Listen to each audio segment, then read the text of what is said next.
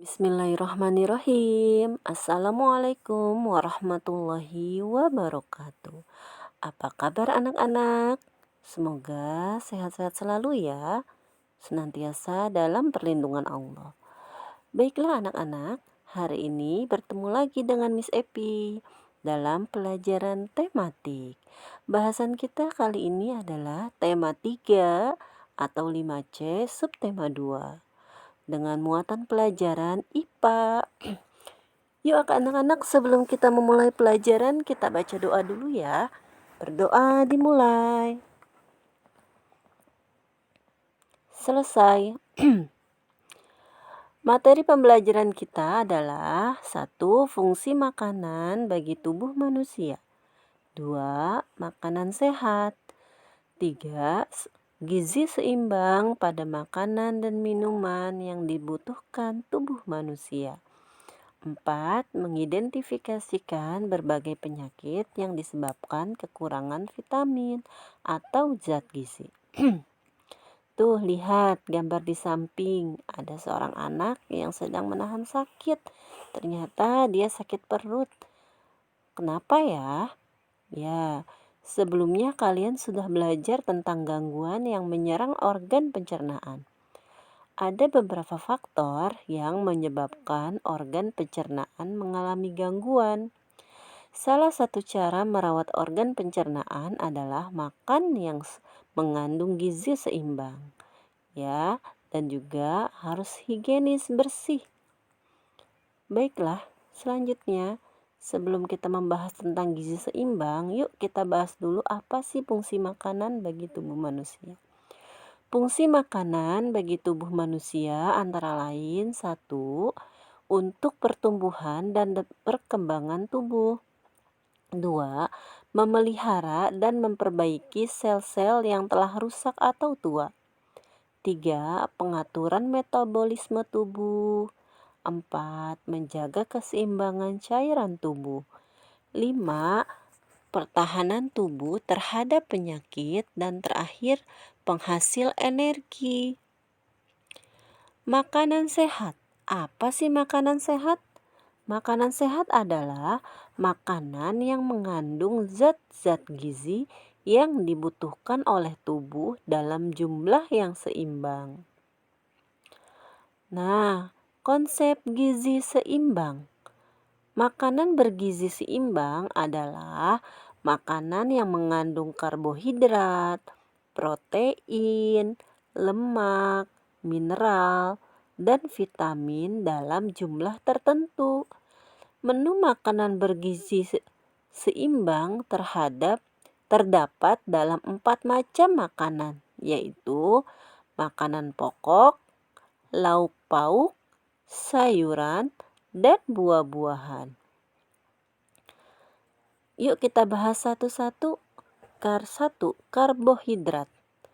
Karbohidrat berfungsi sebagai 1. Sumber tenaga atau energi. 2. Menjaga panas tubuh. Saat kita bergerak, saat kita beraktivitas, maka suhu tubuh kita akan meningkat. Nah, karbohidrat berfungsi menjaga panas tubuh kita. Apa saja makanan yang mengandung karbohidrat? Ada nasi, singkong, jagung, ubi, ada gandum, bahan dasar pembuatan roti, dan kentang. Yang kedua, protein. Fungsi protein 1. Mengatur metabolisme tubuh. 2. Memperbaiki dan pertumbuhan sel. 3. Membentuk antibodi. Contoh makanan yang mengandung protein adalah protein dibagi menjadi 2 anak-anak, yaitu protein hewani dan protein nabati. Di dalam protein hewani ada ikan, daging, ayam, olahan ikan seperti sosis. Dan selanjutnya protein nabati. Protein nabati adalah protein yang terdapat pada tumbuh-tumbuhan, yaitu ada tahu dan tempe, ada buncis, dan ada kacang-kacangan. Yang ketiga, lemak. Fungsi lemak adalah 1. Cadangan sumber energi, 2. Menjaga panas tubuh, 3. Pelarut pada vitamin A, D, E, dan K, 4. Pelindung organ tubuh penting seperti jantung, paru-paru, dan hati. Contoh makanan yang mengandung lemak juga dibagi dua anak-anak, yaitu lemak hewani dan lemak nabati. Lemak hewani adalah lemak yang dihasilkan dari hewan, yaitu ada susu, ada keju, ada olahan susu, dan juga ada minyak ikan. Lalu lemak nabati yaitu lemak yang dihasilkan dari tumbuhan, yaitu ada alpukat, ada kemiri, ada minyak kelapa, dan juga ada minyak sawit, dan sebagainya. Lalu yang keempat, vitamin. Apa sih fungsi dari vitamin? Ya, 1. Untuk pertumbuhan, 2. Memelihara kesehatan, 3. Sebagai koenzim atau zat yang memacu bekerjanya suatu enzim. Anak-anak, vitamin ada yang larut dalam air dan larut dalam lemak loh. 1. Vitamin yang larut dalam air itu yaitu vitamin B dan C. Dan vitamin yang larut dalam lemak adalah vitamin A, D, E, dan K. Biasa disingkat ADEK. Nah, sekarang vitamin A. Kita bahas vitamin ya anak-anak. Vitamin A berfungsi untuk menjaga kesehatan mata, daya tahan tubuh, dan mempercepat pertumbuhan. Untuk orang-orang yang kekurangan vitamin A, biasanya ada masalah pada penglihatannya. Apa saja sih makanan yang mengandung vitamin A? Ada wortel, mangga, apel, pepaya, susu, keju, minyak ikan, hati, bayam, tomat, cabai, dan hati. Lalu ada vitamin B.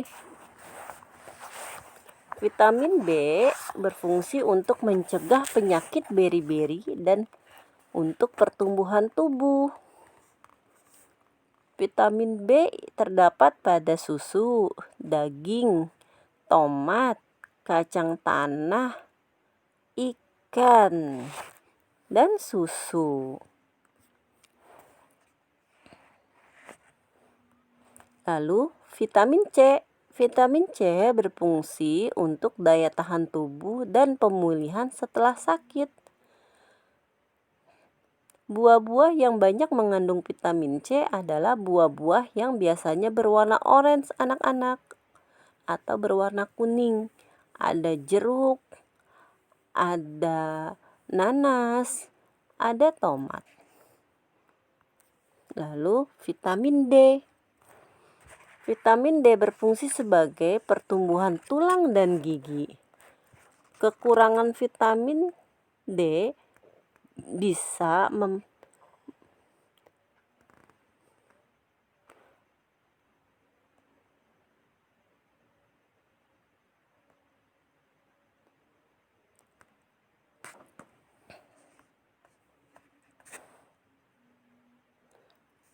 Maaf, ada iklan sebentar. Oke, kita lanjut ya anak-anak. Vitamin D ini ada pada brokoli, keju, alpukat, dan susu. Vitamin E adalah vitamin yang berfungsi untuk antioksidan, yaitu memperbaiki sel-sel yang rusak, menjaga kesehatan kulit, memelihara kesuburan reproduksi. Nah, vitamin E ada pada brokoli, ada juga pada berbagai macam makanan laut. Ya, semua makanan laut banyak mengandung vitamin E. dan berbagai macam kacang-kacangan. Lalu vitamin K. Vitamin K berfungsi dalam proses pembekuan darah. Orang yang kekurangan vitamin K, darahnya akan sulit membeku dan mudah mengalami pendarahan. Makanan yang mengandung vitamin K antara lain adalah bayam, kacang hijau, dan buah kiwi. Ya, buah kiwi, misalnya hampir lupa. Nomor 5 adalah mineral. Mineral dikelompokkan menjadi 2 anak-anak, yaitu makromineral, yaitu mineral yang diperlukan dalam jumlah banyak di tubuh kita. Dan kedua adalah mikromineral, mineral yang diperlukan dalam jumlah sedikit. Mineral adalah bahan-bahan anorganik atau bahan yang tak hidup. Oke, kita bahas satu-satu. Dari makromineral, yaitu terdapat fosfor. Fosfor berfungsi untuk menjaga kesehatan tulang dan membentuk enzim serta sel.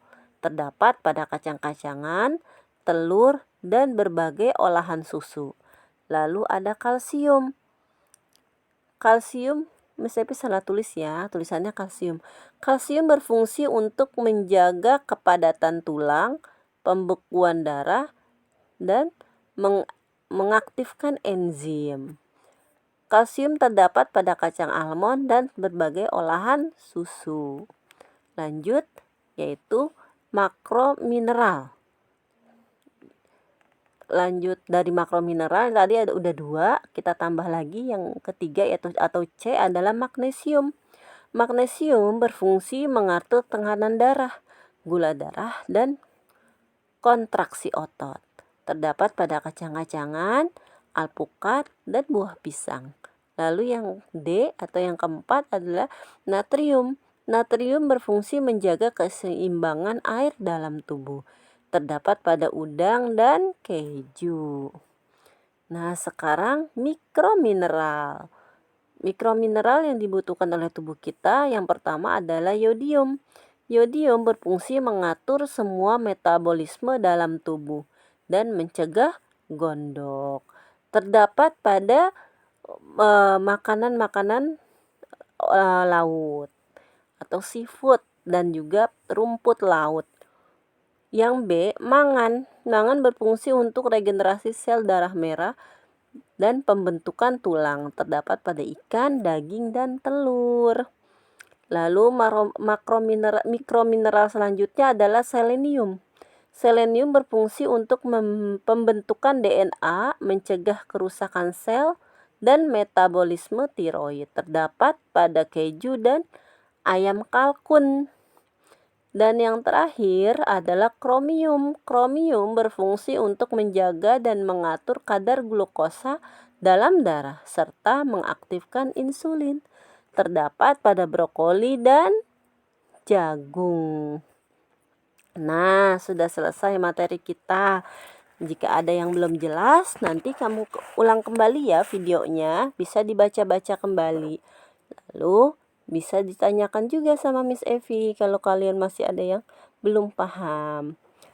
Tentunya kalian juga baca ya materi pada buku tema 5C. Di situ banyak terdapat materi-materi yang tidak semuanya ada di video ini. Jadi tetap dibaca bukunya, dibaca, dipahami ya anak-anak. Tugas kita hari ini adalah 1.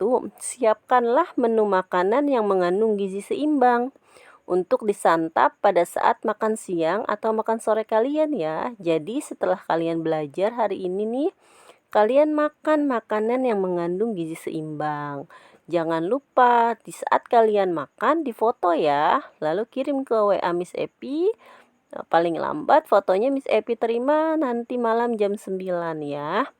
Lalu untuk materi penyakit akibat kekurangan vitamin, Miss Epi belum banyak menjelaskan di video ini. Maka kalian membaca dan pahami ya pada buku tema 5C halaman 114 sampai 116. Cukup dibaca dan difahami. Jika ada hal-hal yang penting kalian boleh kasih stabilo ya. Lalu tugas yang selanjutnya adalah bahasa Indonesia tentang iklan. Halaman 112 sampai 113. Nanti kalau sudah selesai difoto juga ya. Miss Epi lupa tidak mencantumkan di video ini.